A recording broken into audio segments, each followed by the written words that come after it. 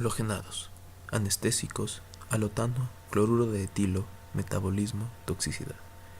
Mi nombre es Marco Calderón. Bienvenidos. Empezaremos hablando de los halógenos. Los halógenos son un grupo de elementos que se encuentran ubicados en el grupo 17 de la tabla periódica. En dicho grupo se encuentran los elementos flúor, cloro, bromo, yodo y astato. También son conocidos como formadores de sales. Los halógenos en estado natural se encuentran siempre como una molécula diatómica, que necesitan un electrón, por lo cual presentan una gran tendencia a combinarse y formar un ion negativo conocido como haluro. Halogenados. Los derivados halogenados son compuestos formados por carbono, hidrógeno y elementos halógenos, como son el flúor, cloro, bromo y yodo. Los derivados halogenados o halogenuros de alquino son considerados derivados de los hidrocarburos, ya que resultan de la sustitución de uno o más hidrógenos por elementos halógenos, que son, como ya dijimos, el flúor, cloro, bromo y yodo. Ahora hablaremos de la nomenclatura. Para nombrar estos compuestos se siguen las mismas reglas que en los hidrocarburos, alcanos, alquenos, alquinos. Primero se elige la cadena principal. A continuación se numera la cadena y finalmente se nombra el compuesto anteponiendo el nombre del halógeno, fluoro, cloro, bromo, yodo, al del hidrocarburo correspondiente. Aquí tenemos un ejemplo en donde se elige la cadena principal, que en este caso la cadena más larga de carbonos es de tamaño 4. Se numera de izquierda a derecha, ya que de este modo el radical representa el menor numeral. Y finalmente nombramos el compuesto, que sería 2-clorobutano. Aquí tenemos más ejemplos. En el caso número 1, diremos que la cadena de carbonos más larga es de 5, y para obtener los menores numerales se numera de izquierda a derecha. Y por último se nombra el compuesto, que sería un bromo 4-iodo-pentano. En el segundo ejemplo tenemos que primero se debe buscar la cadena principal, que en este caso es de longitud 3. Se numera tal y como se muestra en la figura, y para nombrar se siguen las mismas reglas que en los hidrocarburos. En este caso, alfabéticamente, se nombra antes el flúor que el radical metil, por lo tanto el nombre es 2-fluoro 2-metilpropil. El caso número 3 es un compuesto similar a un alqueno, solo que presenta el radical bromo. Su nombre es 3-bromo 1-buteno. El 4, al presentar un solo radical, no es necesario indicar la posición 1 del radical.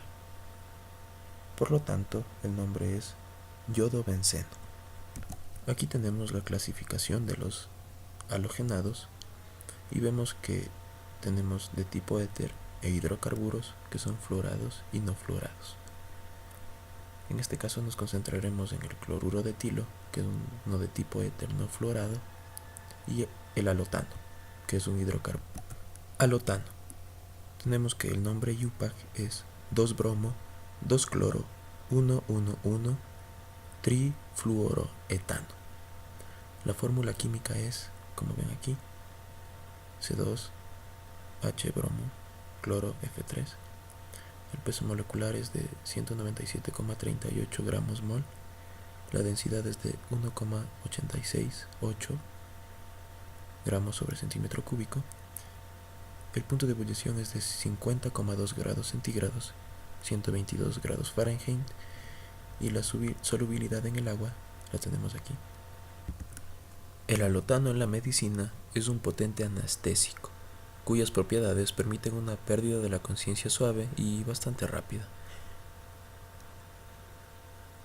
En el sistema nervioso tenemos depresión del sistema nervioso central, depresión del centro termorregulador y analgesia moderada, relajación muscular. No se conoce el mecanismo exacto por el cual los anestésicos, por inhalación, producen pérdida de la percepción de las sensaciones e inconsciencia.